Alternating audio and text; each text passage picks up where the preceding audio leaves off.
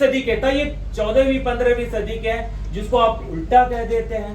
तो कहिए कि हिंदी के तिरुवल्लुवर, कबीर को कहिए हिंदी के तिरुवल्लुवर आपको कहना चाहिए, क्योंकि इतने 1500 वर्ष पहले ही कबीर जैसी भावनाएं उसमें आप देखते हैं। ऐसे देखते हैं कि आप वो बात जो शुरू करते हैं उसी ईश्वर से शुरू करते हैं, तो आप ईश्वर विश्वासी उनको मानेंगे, नहीं मानना पड़ेगा। बात ईश्वर से ही शुरू करते हैं और अक्षर से ही बात शुरू करते हैं। अकरम मुदल एलुत्तेल्लाम कहते हैं तमिल में। तो आप चिंता ना करें, थोड़ी देर मुझे पकड़ने की कोशिश करेंगे, आप सारी भाषाओं को पकड़ लेंगे। बहुत आसान है हमारी वहां की भाषाएं, तमिल हो, मलयालम हो, कन्नड़ हो, तेलुगु हो, कोई समस्या नहीं, पकड़ पाएंगे आप।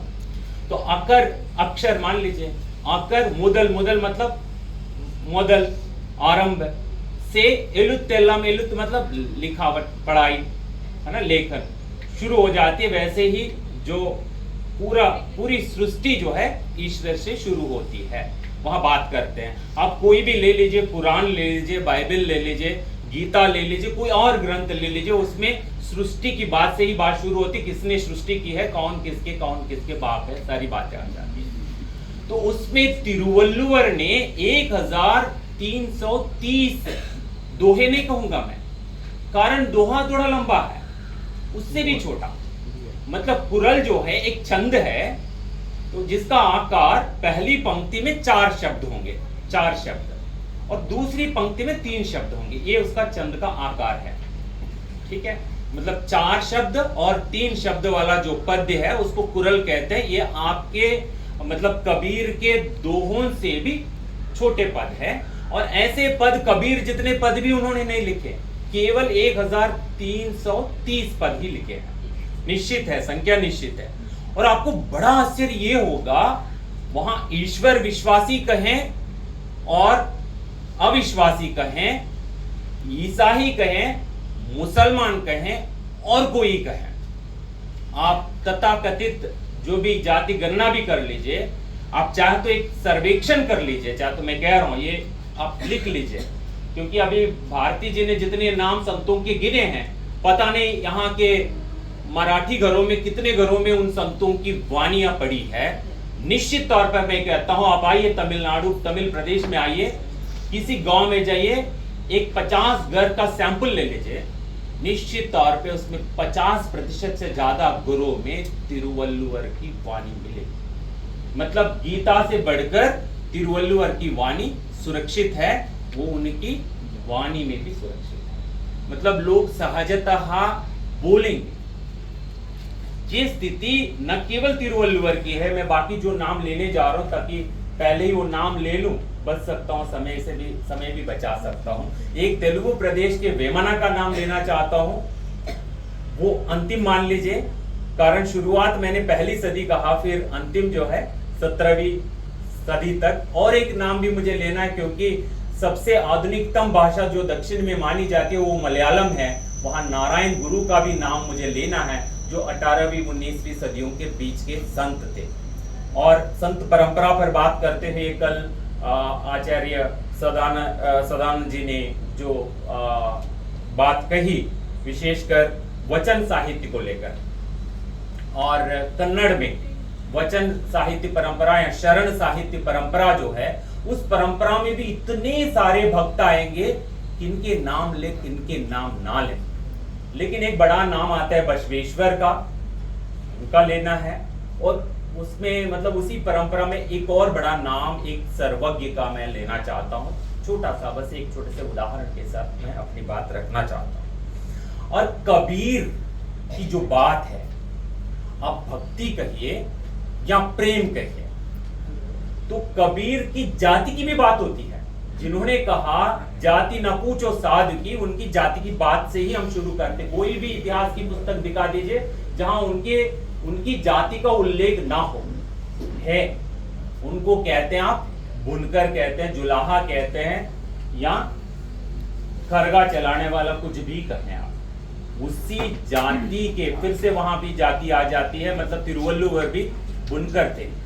और 1330 पुरल से उन्होंने पूरे तमिल साम्राज्य छोटा नहीं है आपको, मतलब तमिल जो प्रवासी हैं, आपको हम गए थे वहां पे मॉरिशस, भाई साहब मेरे साथ थे, वहां पे थे हम लोग। मुझे नहीं लगा कि मैं कहीं मॉरिशस जैसे देश में जा रहा हूं, पूरा तमिलनाडु लग रहा था मुझे, पूरा तमिल संस्कृति वहां बची हुई है। तो इस प्रकार आप देखते हैं तो पूरब से पश्चिम तक तमिल भाषी फैले हुए हैं और उनके संस्कारों में आज भी जीवित है तिरुवल्लुवर।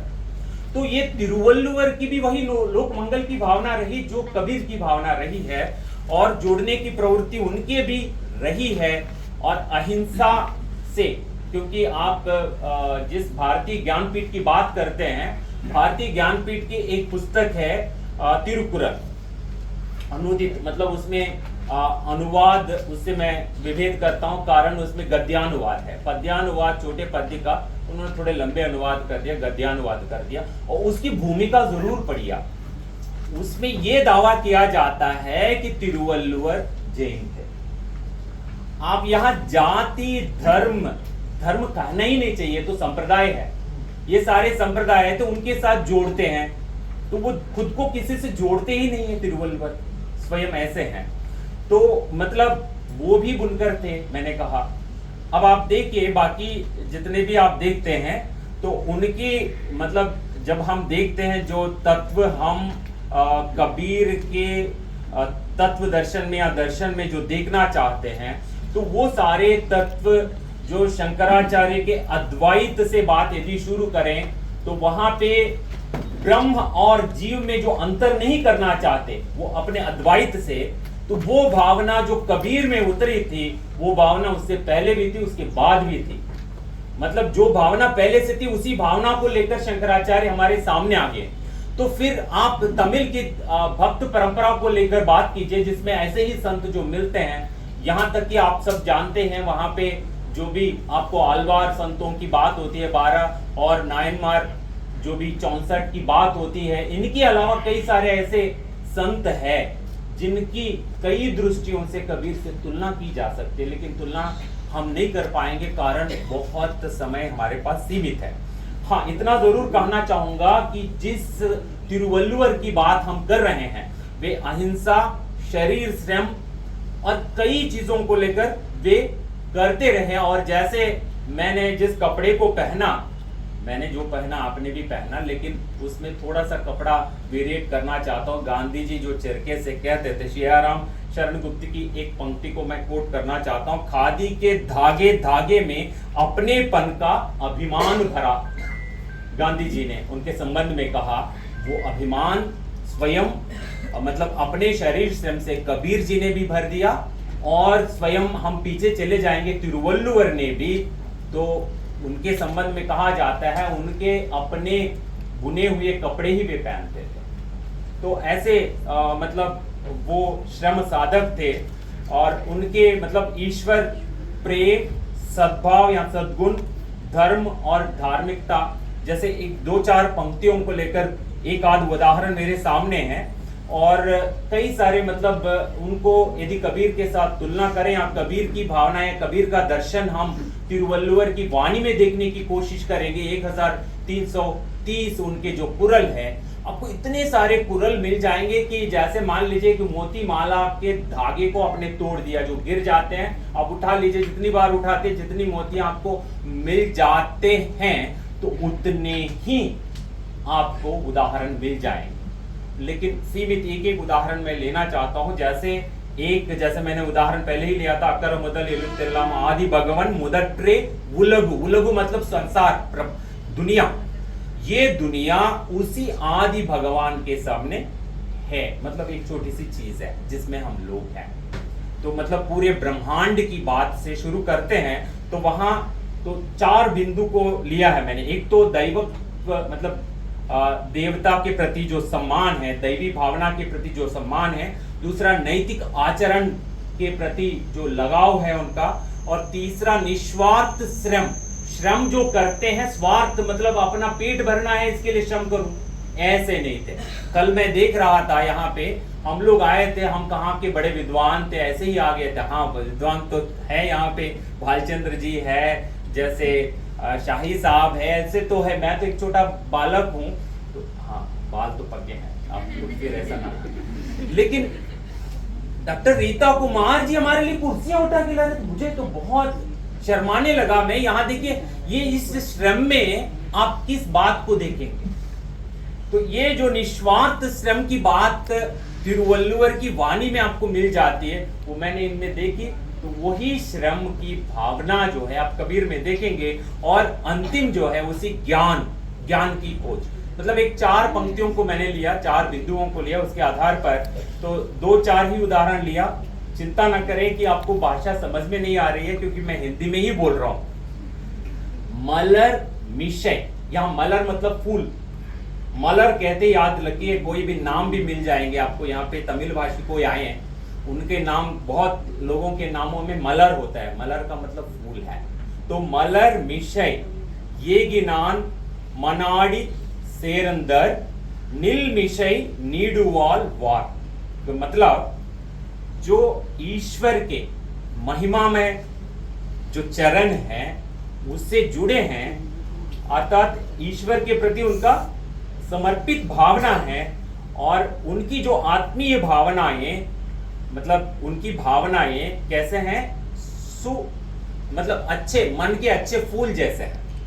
तो वहां पे मलर मिशय कहते हैं, मतलब अच्छे फूल के जैसे हैं, और ये तेजी से गुजरते हैं किस ओर, उनके चरणों की ओर, मतलब ईश्वर की चरणों की ओर फूल समर्पित होकर आगे बढ़ते हुए हमेशा फलते फूलते हैं और समृद्ध रहेंगे। यहाँ पे उसके साथ भी तुलना कर रहे हैं, मतलब जिनका उस मतलब तत्व के साथ, जिसको आप आत्मा, परमात्मा या जीव और ब्रह्म जो भी कहते हैं, तो उसके प्रति आप समर्पित भावना रखेंगे, निश्चय ही आपका जीवन अमृत होगा, आपकी मृत्यु नहीं होगी। ऐसी एक भावना दैवत्व, मतलब दैवी भावना के प्रति समर्पण की दृष्टि से ये तिरुवल्लुवर का एक कुरल है।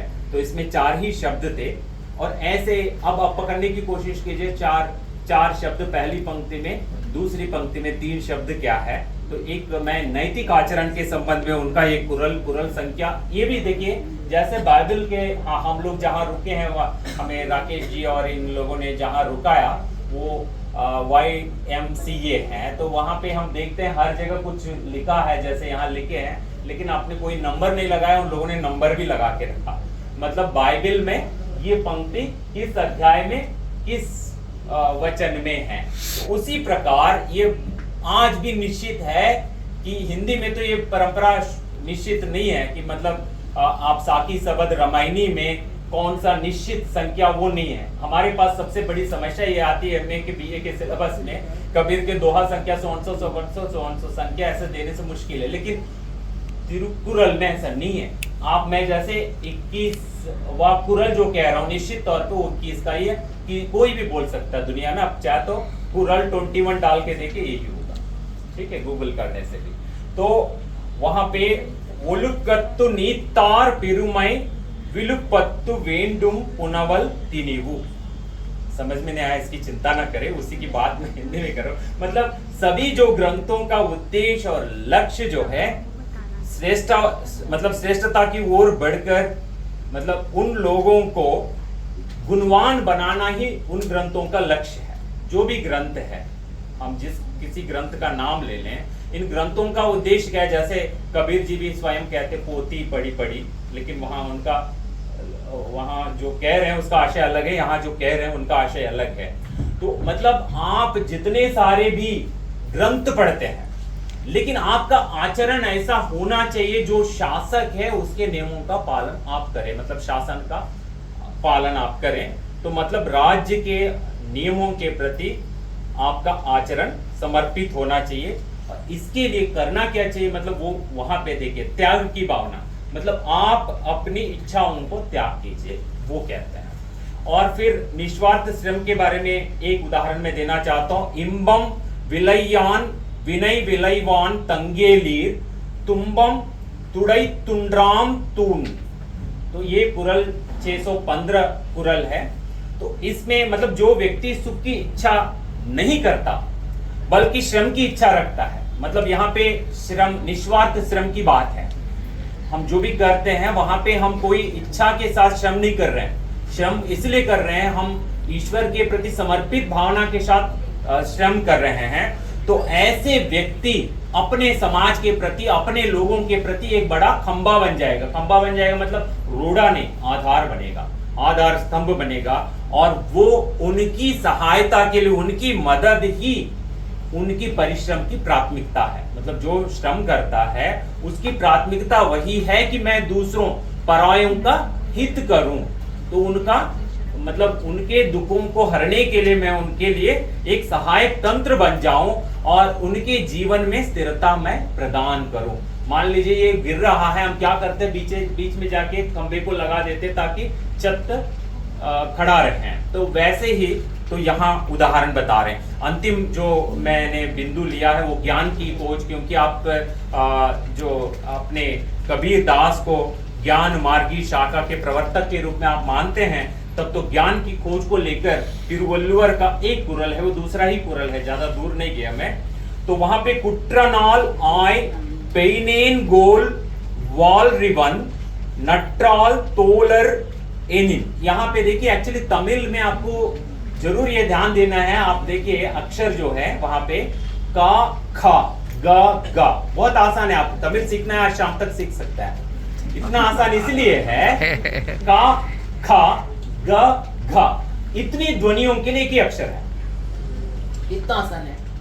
ये का सीख ले, हिंदी जैसे ही का है, आप का लिख के देखिए, हिंदी जैसा ही है। उसी से वो क्या काम चलाते, का भी काम चलाते, गा का भी काम चलाते। हाँ, महाप्राण उनके पास नहीं, क्योंकि आपके जैसे रोटी चपाती नहीं खाते वे लोग। वो इडली खाते हैं तो बहुत आसानी से हजम होता है, इसलिए खा गा कहते ही नहीं है। तो महाप्राण ध्वनिया तमिल में नहीं है। हाँ, तो उसमें जो मैंने उच्चारण किया आपको जरूर लगेगा, जैसे रा ध्वनि है, अतिरिक्त ला है उनके पास, और ला ध्वनि है, तीन ला है उनके पास, एक ला नहीं है। आपके पास एक ला है, और मराठी वालों के पास एक्स्ट्रा जो ला है उसको भी हिंदी वाले अपनाते नहीं है। आप लोग हिंदी वालों को भगा देंगे। और तीसरा जो ला है उस पर आपका अधिकार कभी नहीं बन सकता। जैसे मेरे पास एक चीन की विद्यार्थी थी, उन्होंने कहा सर भारत आकर हिंदी सीखते समय मुझे रा ध्वनि पर पकड़ बनाने में 3 महीने लगे। बहुत धारा प्रवाह हिंदी बोलती थी, रा ध्वनि पकड़ने के लिए 3 महीने लगे। तो यहाँ पे एक रा ध्वनि जो है रा, तो वो पकड़ने के लिए आपको 3 महीने ले, 6 महीने ले, तो आपका पूरा वहां गुजर जाएगा समय। तो वो भी है इसमें, ऐसी ऐसी ध्वनियों की चिंता ना करें। तो इसमें जो बात कही गई है, मतलब ज्ञान की खोज को लेकर, जो जिसको आप कबीर को ज्ञान मार्गी कह रहे हैं, तो यहाँ पे वो क्या कह रहे हैं, मतलब शुद्ध ज्ञान से युक्त भगवान के सत चरणों में, यस एक ही भाषा का प्रतिनिधित्व दिया, तो मुझे 3 और मिनट दीजिए ताकि 3 भाषाओं का प्रतिनिधित्व दे दूं। सत चरणों की पूजा नहीं करते, अर्थात अगर कोई ईश्वर ज्ञान मार्ग का सम्मान और पालन नहीं करता है तो सीखने और ज्ञान का कोई वास्तविक लाभ नहीं है। अब मैं सारे उदाहरण छोड़ रहा हूं क्योंकि मेरा संकेत मिल चुका है। अब मेरे पास 3 भाषाओं का प्रतिनिधित्व है, या 4 कवियों का प्रतिनिधित्व मुझे करना है।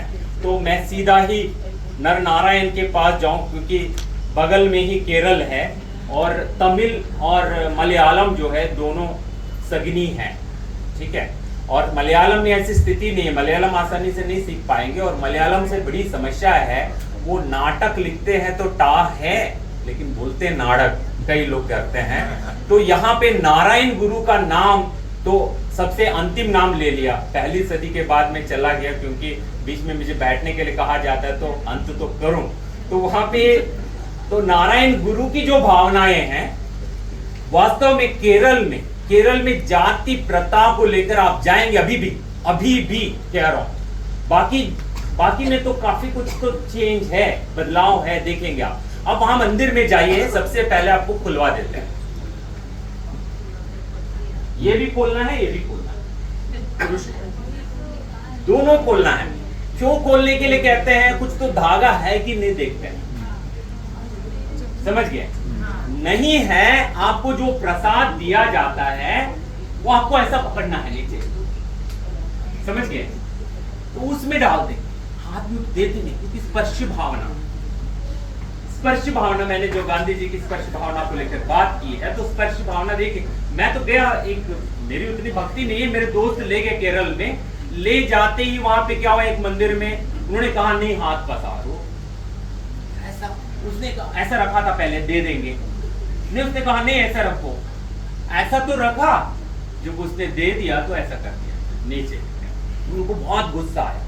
मैंने कहा मेरे पैंट उतरवाए, शर्ट उतरवाए, फिर हाथ क्यों जुड़वा देते, वो भी उतार दे, तो मैंने दोनों हाथ अलग कर दिए। तो ये मतलब जनसाधारण को भेदभाव रहित ईश्वर के साथ जोड़ने की जो कोशिश नारायण गुरु ने की है, उसको नहीं भूल पाएंगे, क्योंकि नारायण गुरु ने जिस मंदिर की स्थापना की है, तो उसमें बिना भेदभाव के ईश्वर को आप देख पाएंगे। कोई जाति धर्म संप्रदाय का वहां पे कोई वो नहीं है।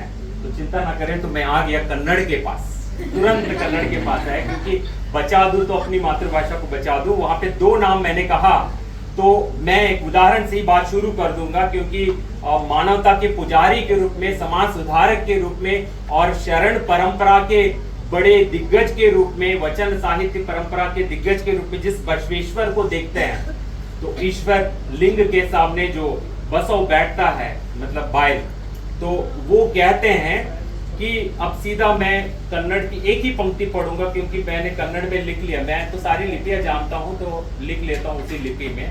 लेकिन शिवलोक मत्यलोक वेंबुद बेरिल्ल कानिरो सत्यवे नुडिवी देव देवलोक मित्यवे नुडी।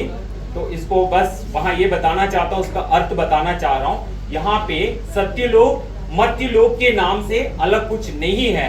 स्वर्ग नरक की अवधारणाओं में सत्य के साथ जोड़कर स्पष्ट करते हैं बसवेश्वर। तो सांच बराबर तप नहीं, जिस सत्य को लेकर कबीर ने कहा, तो वो वाणी आप वहां पे देखते हैं। जाति ना पूछो कहते हुए वे कहते हैं कुलवंदे तन्ना ताना रवदिंगे, मतलब अपने लोगों में जाति का नाम लेकर उनके साथ क्यों दूर हो जाते हैं आप? सब इंसान है। आप बता दीजिए किसी का स्ट्रक्चर अलग है, आप कहते हैं जिराफी का वो गला जो है, गर्दन जो है लंबा है, ऐसा किसी का है नहीं है। सबका वही देह है, सबका वही, मतलब आप कहते हैं व्हाइट ब्लड रेड ब्लड, सब में वही रेड ब्लड है, किसी में व्हाइट ब्लड दिखा दीजिए, है ही नहीं, तो फिर क्यों भेदभाव? तो यही बात करते हैं। तो मैं सारे उदाहरण ले लूं तो मेरे पास समय नहीं, लेकिन एक पंक्ति ले लेता हूं। इदे अंतरंग शुद्धि इदे बहिरंग शुद्धि बोल के वो कहते हैं, मतलब आपके अंतरंग और बहिरंग दोनों को साफ कर लो, ठीक है, तो आपकी सफाई तब हो जाएगी। मतलब असमानताओं और अज्ञान के विरुद्ध तो विराट अस्त्र जो कबीर का दर्शन था, तो बसवेश्वर के चिंतन भी बराबर उनके बराबर ही था। और अंत में मैं जा रहा हूं तेलुगु के पास, फिर उसी बसवेश्वर को लेकर ही जा रहा हूं, क्योंकि तेलुगु में आप अष्टादश पुराणों के जो नाम लेते हैं, बस एक मिनट और हो गया, तो अष्टादश पुराणों के जो नाम लेते हैं वहां पे एक नाम अलग से आ जाता है उनके अलावा, वो है बसव पुराण। तो पालपुर की सोमनाथुडु के नाम से एक कवि ने बसव पुराण के नाम से लिख दिया। तो मतलब आंध्र में नहीं, उसका प्रभाव कर्नाटक में नहीं, आंध्र में भी रहा बसव का। तो काफी मतलब उस समय इतने क्रांतिकारी वो संत थे, तो वहां पे उनका जो वर्णन उन्होंने किया है, तो उसमें अब मैं पढ़ूंगा तो तेलुगु इतना आसानी से आप समझ जाएंगे, क्योंकि पहले से मैं कह रहा था, तो ये पढ़ ही दूंगा मैं। वेदांत वेद्युडु, सुनिए, वेदांत वेद्युडु निशरीरी शरीरी निर्नामी नामी। देखिए निशरीरी शरीरी, जिसका शरीर निशरीरी है, कोई शरीर का आकार ही नहीं है उसका। निर्नामी नामी, उसका नाम जो है निर्नामी है, कोई नाम नहीं दे सकते आप उसको। और निशब्दी शब्दी विनिर्भावी भावी वैत्य योग क्रिया द्वैत योग क्रियातीत योग क्रियान्वितुडु मुल्लोकमुल तेल तेल्लयैन भक्ति केल्लयै स्वेच्छा विहीन कृत्यमुन। लंबा चलता है तो उस कविता को यही रोक रहा हूं। मतलब बसवेश्वर को लेकर एक तेलुगु के कवि ने उस जमाने में इतना लंबा लिखा है, एक पुरानी लिख दिया, तो कितना महत्व था बसवेश्वर का। तो बसवेश्वर ने कायकवे कैलास कहा, मतलब अपना देह ही कैलाश है। और दूसरी उनकी जो पंक्ति है, देहवे देवालया, मतलब हमारा देह ही देवालय है। तो मतलब यहाँ आप कबीर को देख लीजिए, वही है। हाँ, अंतिम के पास मैं चला गया, किसके पास? अपने ही वेमना के पास। और वेमना के मेरे पास इतने पद है, क्योंकि किसी तेलुगु वाक्य को मार के देखे वो वेमना के पद आ जाते हैं, इतने पद आ जाते हैं कि मैंने क्या किया, बहुत एक संक्षिप्त रूप में लेके आया। तो त्याग देख लीजिए, बहुत संपन्न था वेमना। इनके शरीर पे, जैसे हमने कपड़े की बात कही, धागे की बात कही, वेमना के शरीर पे कोई कपड़ा नहीं था। आप इनकी तुलना महावीर से करेंगे, महावीर तो सीधा खड़े हैं, ये आराम से बैठे हैं। तो वेमना के जो पद हैं तेलुगु में, वेमना जैसे कई संत और थे, लेकिन कबीर से सीधा तुलना करना है तो वेमना का नाम लेना है। तो इनका एक ही उदाहरण मैं ले लेता हूं। आदिमी मनसु निलिपि आनंद केलिलो ब्रह्म मयुडु मुक्ति बड़य गोरु, एक और तिनगा तिनगा वेमु तीयनुंडु। यहाँ पे मतलब कबीर ने जिस पाखंड का खंडन किया, तो वैसे खंडन करने वाले बड़े जो साहसी हैं, तो ऐसे साहसी वेमना थे। इतने बड़े साहसी थे कि अपने शरीर के कपड़े भी उन्होंने छोड़ दिए। महावीर के उदाहरण में मतलब डेफिनेशन बताता रहता हूँ। आप इतने बड़े वीर हैं कि कपड़े खोल के दिखाओ, जैसे केरल में 2 कपड़े तो उतरवा देते, बाकी कपड़े नहीं उतर। मतलब यहाँ पे देखिए, जो सच्चाई है वो कबीर का, जैसे कबीर ने जिस सत्य को लेकर बात कही, तिनगा तिनगा वेमु तीयनुंडु हम लोग तेलुगु में कहते हैं, वो इसी वेमना की पंक्ति है। मतलब आप ये नीम का पत्ता ले लीजिए, कैसा होता है? कड़वा होता है, खाते खाते रहिए, मीठा हो जाता है। तो ऐसे ही ये जो कबीर का जीवन दर्शन है, या कबीर का तत्व दर्शन है, कबीर का चिंतन है, और इन तमाम संतों का जो दर्शन है, उसको समझने की कोशिश के, जितनी समझेंगे, पहले तो कड़वा ही लगेगा, पूरा कड़वा ही लगेगा। यहाँ तक कि जैसे मैंने आपको जो कहा कबीर का, जैसे पाहन पूजे हो गया, पाहन पूजे हर मिले, तो उसमें तो उनकी एक पंक्ति है लास्ट, देखिए, हृदय मंदु नुन्न ईशुनि दिलेगा, मतलब आपका ईश आपके हृदय में है, उसको पहचाने बिना शिलला केल्ला मोक्कु जीवलारा, शिलाओं की पूजा करने वाले जीव शिलला नेमि अंदु जीवलंदे का, मतलब केवल शिला में नहीं है, शिला में नहीं है ईश्वर, जीव में है। जीव में अंतर ना कीजिए, इंसान में दूरी ना कीजिए।